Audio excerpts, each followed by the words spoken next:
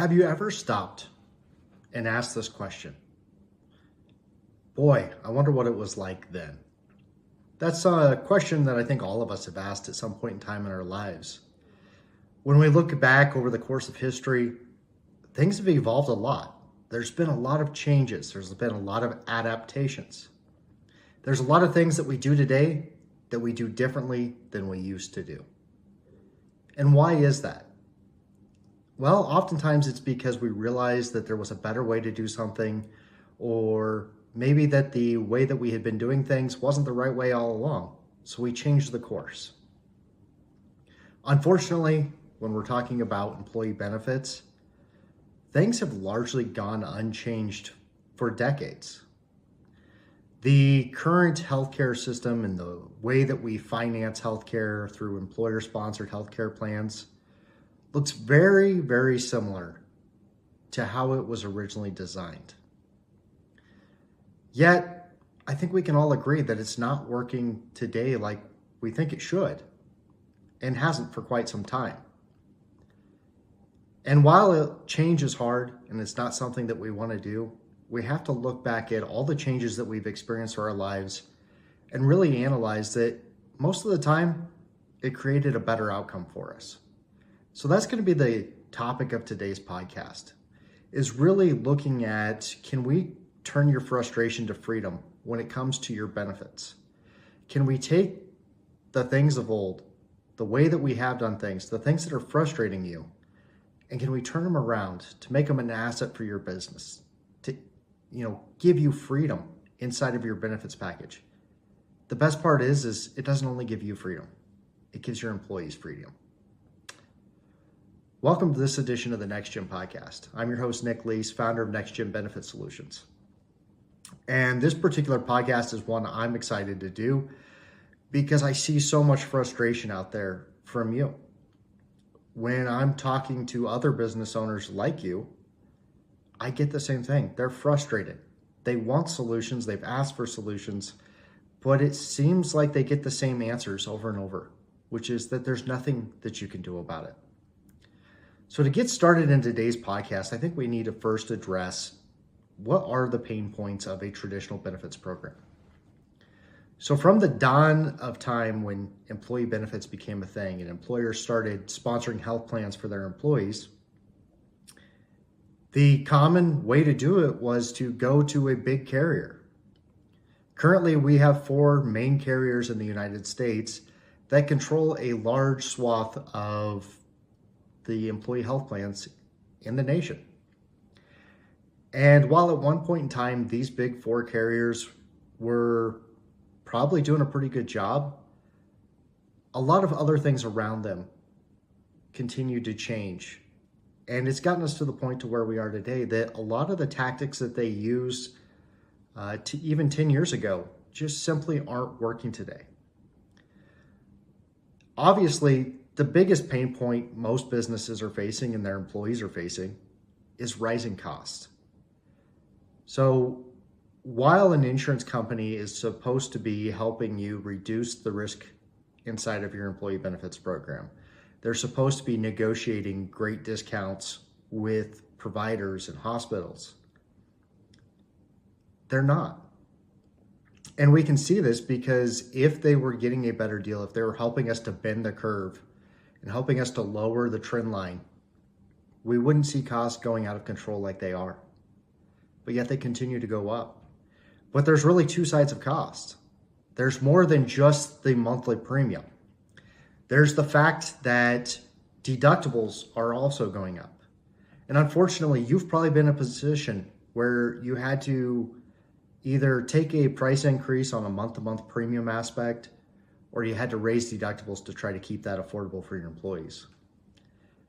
And for a vast majority of your employees, that probably works. You keep their monthly premium the same. They're not a high utilizer. They don't necessarily need to use the health plan. So it probably works out for them.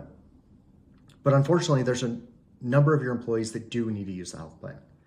And when we're doing this, it's raising their costs. It's making it harder for them to go access the care that they need when they need it. So that's the number one thing, is price. both in deductibles and premiums. But it's more than that. We start to look at things like pre-authorizations. I know recently the Hospital Association put out some social media regarding how pre-authorizations were harming patients, how pre-authorizations were causing more work and cost to go up when purchasing healthcare. And a lot of these things I agree. Now, don't get me wrong, there are certain circumstances where maybe pre-authorizations are a good thing. But by and large, most times they slow down things. Rather than necessarily having a pre-authorization, I think we need to start encouraging more of getting second opinions and also trusting doctors. You have to remember, these people didn't go to school for as long as they did and spend as much money going to school all in an effort to get rich. At the end of the day, a doctor's motive is to help people. They're some of the biggest humanitarians I've ever seen. But largely how we've constructed the healthcare system and health insurance specifically, it's not allowed them to do what they do best. So we have to look at things like that. Then we also look at the customer experience. And a lot of this ties back to the cost, the frustrations around things like pre-authorizations, but just the overall service. I can tell you that when we're looking at the traditional model, customer service is the least of their worries. They build a program, they get you in it, and although I hate to say the word handcuff, they handcuff you to it. They make you think that there's no other way that you can access healthcare without them. And because they effectively have you chained to the machine, they make you feel like customer service isn't a priority, because it's not. They have their captive audience. They don't have to do anything more. So let's look at how this actually impacts you. As a business owner, let's look at how it impacts your employees. So as a business owner, a business leader, you've probably felt those frustrations. You've probably felt your blood boil when you get that next increase, when you have to make a change that you know is not going to benefit the employees. You've worked hard to make sure that your business is a reputable employer in your community. You pay a solid wage. You make sure that people don't have just a job, but they can have a career. Meanwhile, you're continually fighting to try to control this expense that's making it harder and harder to do business. It's making it harder and harder to be that reputable employer, that employer of choice that has benefits that take care of your employees. It's making it harder to make a profit. We all know that the cost of employee benefits ranks way too high on a P&L statement. There's a lot of anxiety, a lot of anger, a lot of fear that comes to offering the benefits.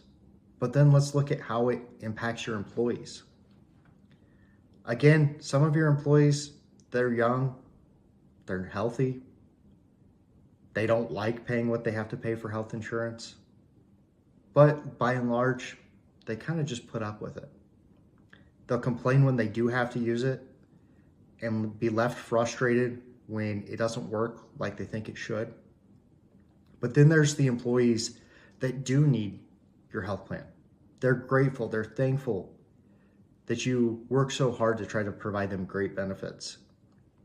But at the end of the day, they're left frustrated because they need the health program, the health plan, to get what they need from the healthcare system, which is leaving them frustrated, in debt, angry, much like you. So really when we look at the traditional system and we start to look at how it's impacting you as a leader, how it's impacting your employees, really makes us start to question, do we need to rethink how we're doing things? Do we need to evolve the way that we're financing healthcare in the United States? And as you guys know, I absolutely think that is the case. I think we have to start doing things differently. I go back to that old quote of doing the same thing over and over and expecting different results is the definition of insanity. So what do we do about it? Well, this is the point where we start talking about the solutions, the options that you can have.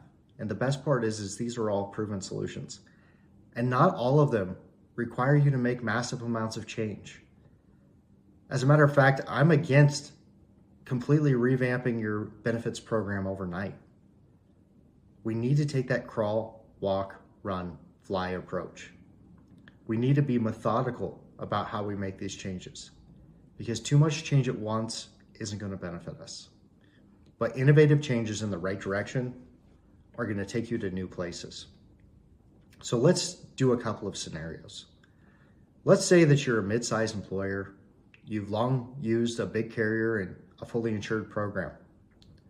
What can you do? What's a starting point? Nick, what can we do? Well, there's a couple of different things you can do. Number one is I would look at, what are your other options? Maybe you've been with one carrier for a number of years and you've continually been left frustrated. Maybe it's as simple as just trying to find a different carrier. Most states have several, and so maybe it's just trying to find somebody else. But part of that is exploring, can they fix some of our frustrations? Now, when it comes to prices, a lot of them are kind of in lockstep. They're going to be very similarly priced today. They're going to take similar type increases. But is there somebody that's more focused on delivering better customer service? Is there somebody that has some unique programs that might benefit your employees? Maybe it's looking at something like a MERP or an HRA, where you can effectively help your employees buy down their deductibles. Maybe it's looking at some add-on programs. Maybe it's finding a way to help them better understand their benefits. These are all things that we do for clients that aren't quite ready to go out of the fully insured world. At the end of the day, it's about creating a better experience. It's about making the benefits work as well as we can within the context that we're given.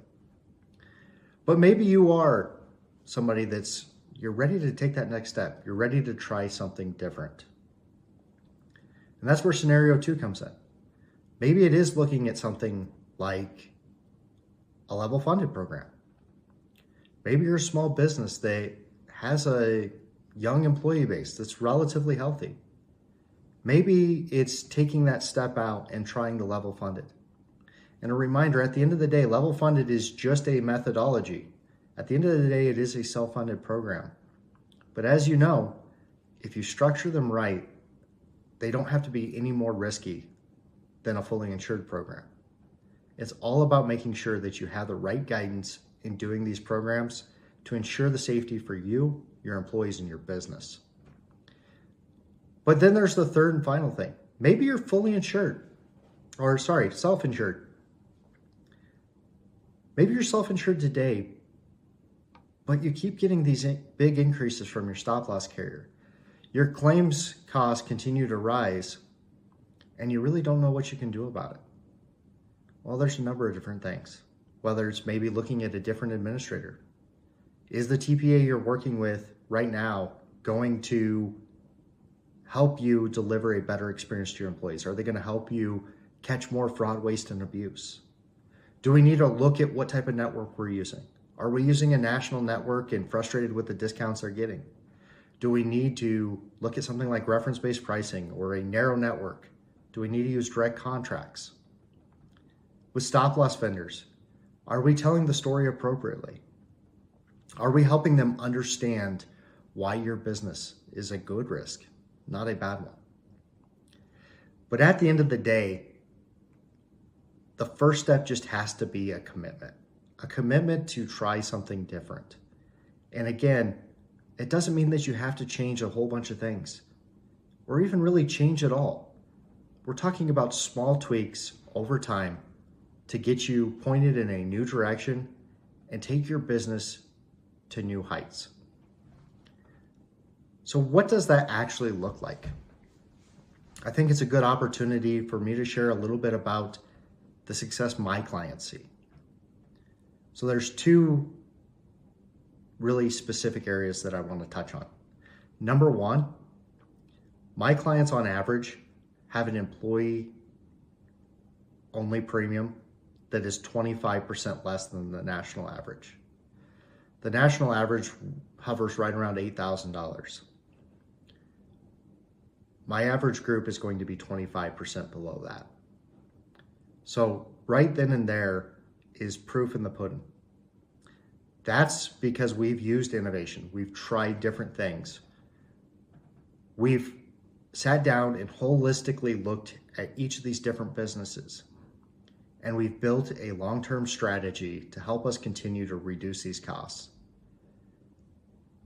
The best part is that none of these companies are offering crappy benefits.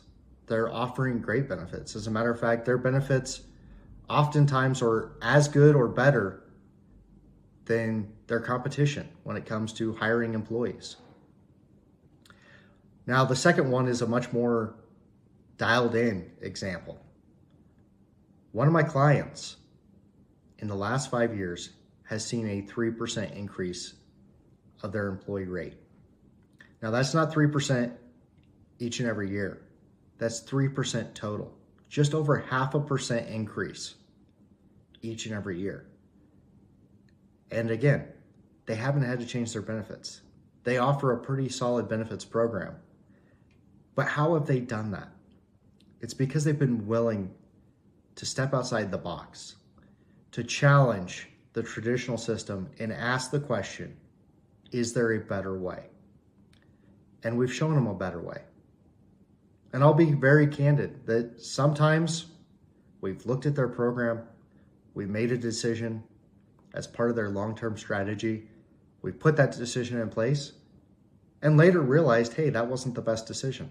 So we changed and we did something different. So what I'll tell you is that while not everything's going to work out spectacularly, sometimes you're going to make a decision and say, hey, that wasn't the right decision for us. But it's not a fatal mistake. It's correctable. It's something that we can change. It's never going to be perfect. But until you make that commitment to step outside of the traditional box and start questioning, is the way that we've been doing things going to continue to be the right way for our business? Or do we need to evolve like so many other things have? And once you make that commitment, once you make that step, you'll see a whole new type of clarity to how the healthcare system works, how the health insurance system works, and how you can truly strategically place yourself in control of it and get yourself away from that frustration and on a path to freedom in your benefits. So here's the simple call to action today. It's July right now. We're about 6 months before a lot of people are going to have to renew their benefits package. These conversations historically are probably 3 to 4 months out before people really start to get serious about it. But make this the year that your first change, the first thing you're going to do differently is to start today. Start exploring how you can do things differently this next year today. Don't allow yourself to get to the point to where you're towards the end of the year, you've got a renewal, you need to make a decision fast, and you don't have time on your side. Let that be your first step, is start today. And make a commitment to make one small tweak. And then build a long-term plan around that. One small tweak. On one more step that you can make down the road. And one more. And one more. And while it'll take a couple of years, 3 to 5 years down the road, you're going to look back and realize you should have done this sooner. So, employee benefits can be a frustration, but there is a path to freedom. You just have to be willing to take it. I hope that you learned something. I hope that this challenged you today to quit accepting the status quo as the way that things have to be done. Start looking at this as a problem that you can solve. You just got to put a little elbow grease in it. Thank you for tuning in, and we'll talk to you next week.